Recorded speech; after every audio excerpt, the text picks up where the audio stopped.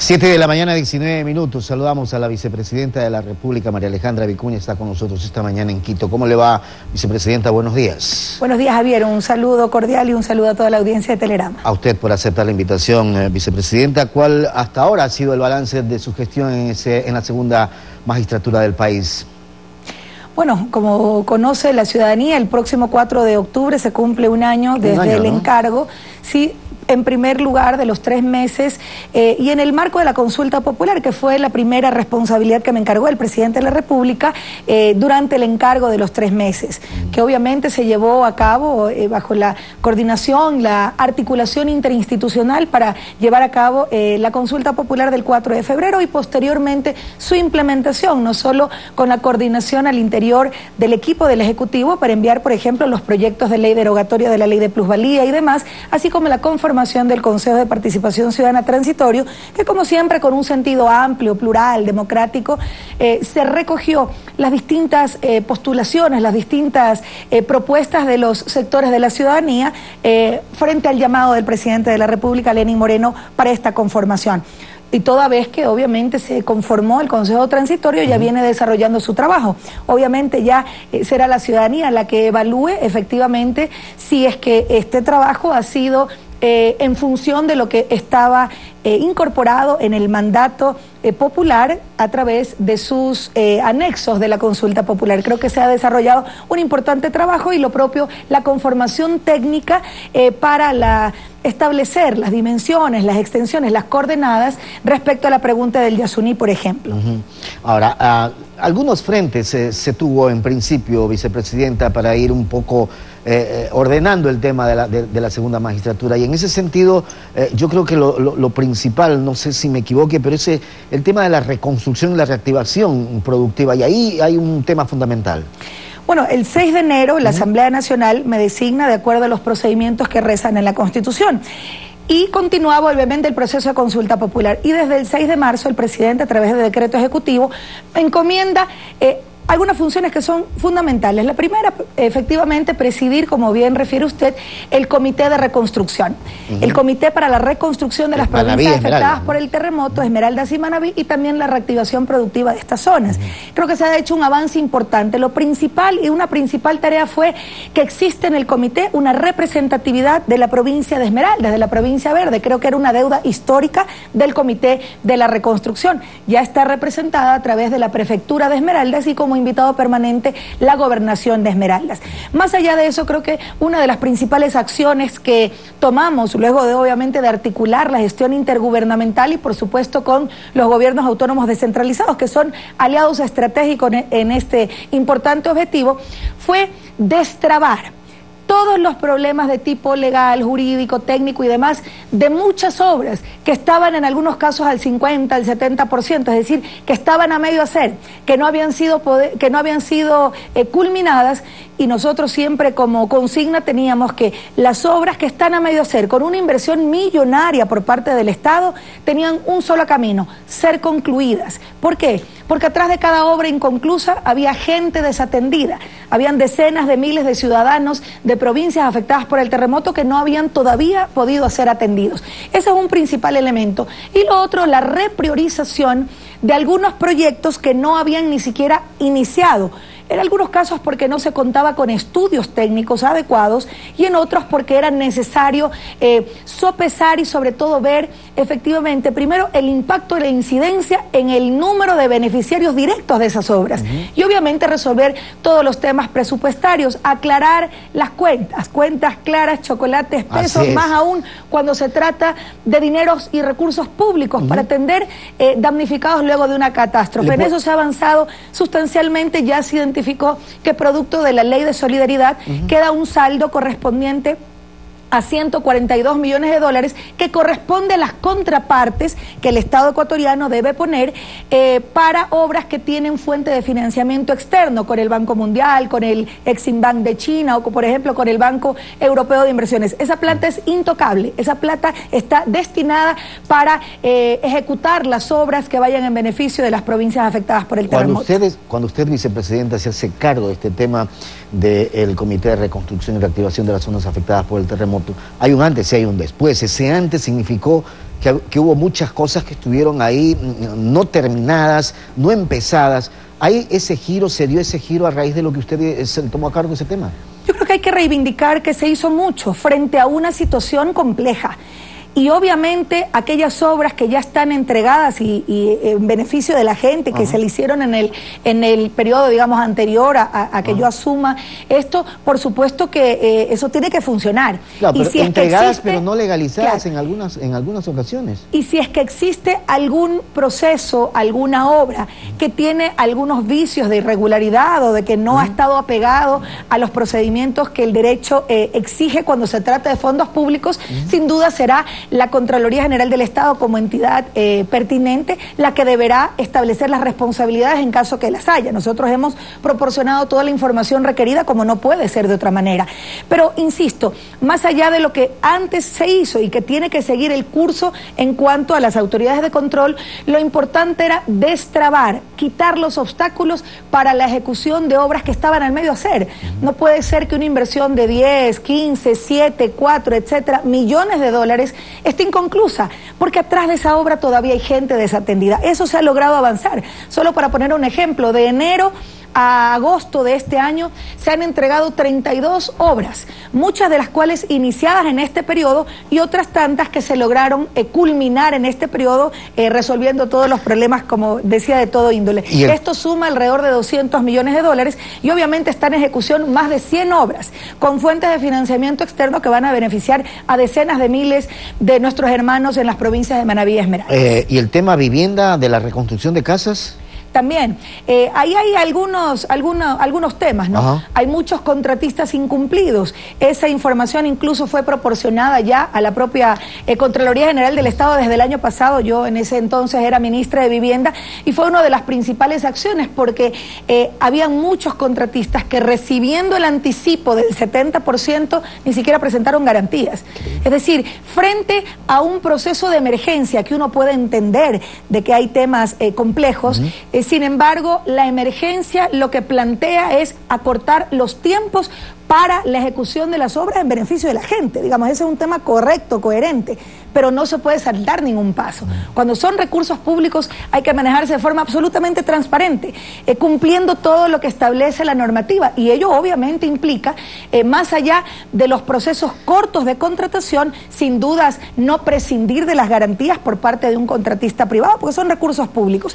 Todo eso se estaba y se está de hecho revisando en la Contraloría, y hay algunos indicios de responsabilidades, y será en ese marco y en esa cancha la que se deberá resolver. Pero lo fundamental es atender el problema, y es por ello que, por ejemplo, en relación a la donación china, que está por el orden de los 53 millones de dólares, está por ya iniciar, porque ya están los planos, luego de la revisión, porque han sido trámites realmente bastante complejos, más de 2.030 viviendas, con una inversión de 53 millones de dólares de donación china, y que tiene una contraparte de más o menos 20 millones por parte del Estado ecuatoriano, para más de 2.032 viviendas, con la nueva tipología, obviamente una tipología que se adecúa a la misión Casa para Todos, y que por supuesto estarán en los cantones de Muisne, de Canoa y de Pedernales, como fue principalmente como fue al principio su planificación. ¿Y eso cuándo arrancaría?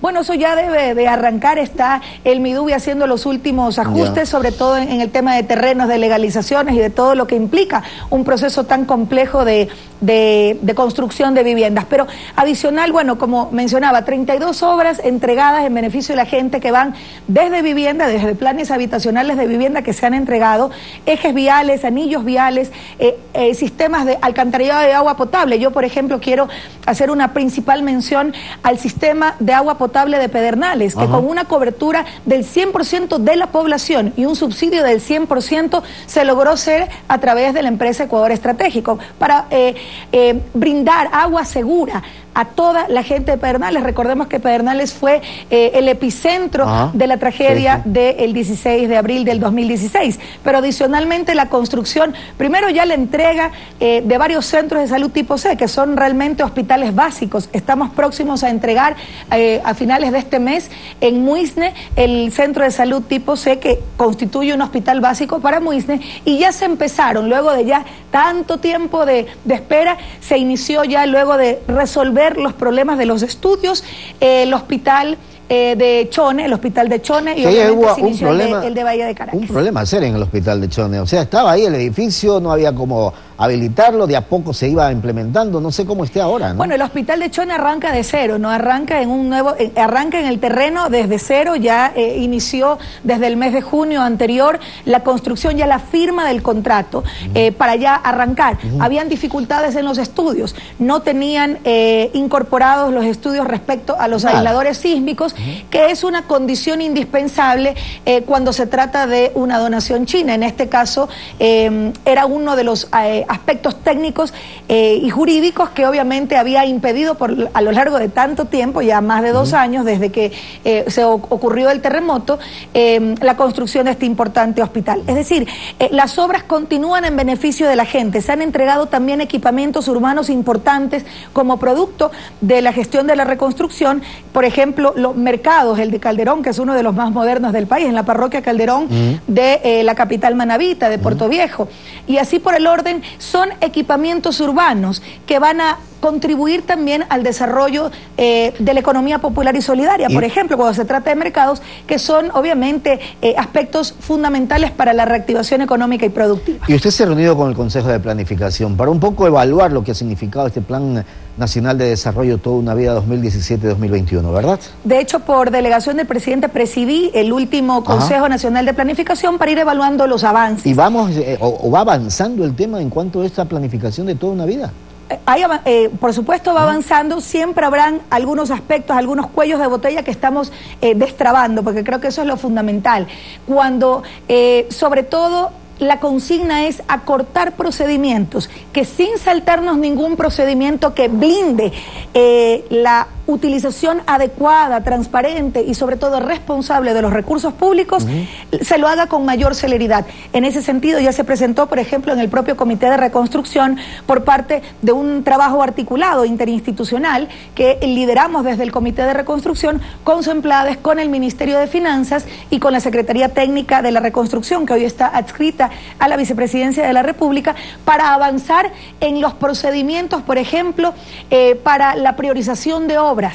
Por eso es importante que estos equipos técnicos que funcionan permanentemente, más allá de que cada mes, al menos cada mes, eventualmente 2 veces al mes, el comité se reúne para ir haciendo una evaluación del proceso de ejecución de obras que vayan obviamente en beneficio de la gente y considerando algunos aspectos en la repriorización de las mismas. ¿Sí hubo entonces nudos críticos que impidieron que se vayan alcanzando los objetivos planteados en su momento? Bueno, siempre hay cuellos de botella. Lo importante es identificarlos y lograr corregirlos. Creo que ese ha sido una de las principales tareas, una de las principales consignas del Comité de Reconstrucción.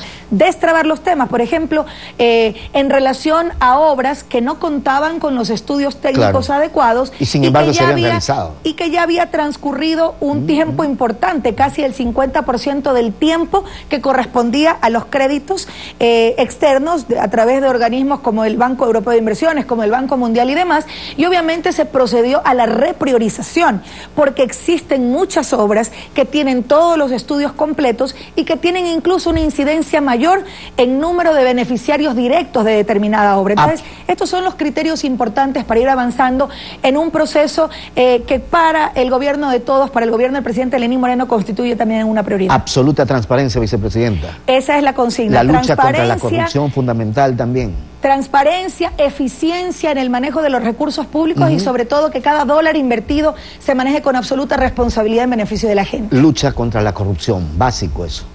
Esa es una consigna de nuestro gobierno. La cirugía mayor a la corrupción pasa por un sinnúmero de elementos y por acciones conjuntas de las autoridades y de la ciudadanía, del sector público y del sector privado, en una suerte de cruzada para librarnos de este lastre que obviamente es una responsabilidad de todos los ecuatorianos. Yo creo que en ese sentido vamos avanzando en gran medida y una muestra de ellas es la absoluta independencia de las funciones del Estado. Creo que esa es una muestra inicial de por dónde camina la acción del gobierno de todos y obviamente sin perseguir a nadie, pero tampoco encubriendo cosas. Cuando las cosas se han hecho mal y no han estado apegadas a la ética, hay que decirlas. pero sobre todo corregirlas, enfrentarlas y hacer las correcciones, los correctivos necesarios para avanzar, sobre todo cuando se trata de recursos públicos que sin lugar a dudas son intocables, son sagrados. Sin eso no hay ejes articuladores de una buena gestión pública, vicepresidenta. Evidentemente, e insisto, más allá de la gestión pública, la lucha contra la corrupción también involucra a los privados, porque la corrupción se da en todas las esferas, y creo que una consigna, un eje articulador, digamos, de esto que debe ser una consigna nacional, debe ser ese trabajo mancomunado del sector público y del sector privado, de las autoridades y de la ciudadanía en su conjunto. En un programa económico que debe incluir el manejo adecuado para la generación de empleo. La reactivación económica y productiva es uno de los aspectos fundamentales, y para nosotros, y en este caso en lo particular, para quien lidera por delegación del presidente de la República, el Comité para el Fortalecimiento de las Políticas Públicas para la Economía Popular y Solidaria. Para nosotros, este es un aspecto medular de todo el sistema económico nacional. Aproximadamente el 64% de la población económicamente activa en ese tema. Forma parte de la economía popular y solidaria. Claro. Y se ha avanzado mucho, se ha nutrido, se ha robustecido el comité, el Comité para el Fortalecimiento de la Economía Popular y Solidaria. Se ha avanzado en aquella visión clara que tenemos del acceso a crédito en mejores condiciones desde la banca pública, pero también vinculando al sector financiero. Solo para poner un ejemplo, desde la Corporación de Finanzas Populares y Solidarias, CONAFIPS, como banca de segundo piso pública que inyecta recursos al sector de la economía popular y solidaria a través de las cooperativas de ahorro y crédito, se han colocado más de 130 millones de dólares, beneficiando a más de 21.000 socios y socias de las distintas cooperativas, que obviamente presentan proyectos y propuestas de emprendimientos individuales, familiares, pero sobre todo emprendimientos asociativos. De eso se trata los ejes de acción de la economía popular y solidaria desde la perspectiva y la visión del comité, con la participación de los representantes del sector real de la economía popular y solidaria. Capacitación, acompañamiento y asistencia técnica, y fundamentalmente acceso a crédito productivo en mejores condiciones. Vicepresidenta, quiero agradecerle por habernos aceptado esta invitación. Que tenga buen día. Muchas gracias, Javier. Un saludo para todos. A usted, gracias a la vicepresidenta de la República, María Alejandra Vicuña. 7:36 minutos.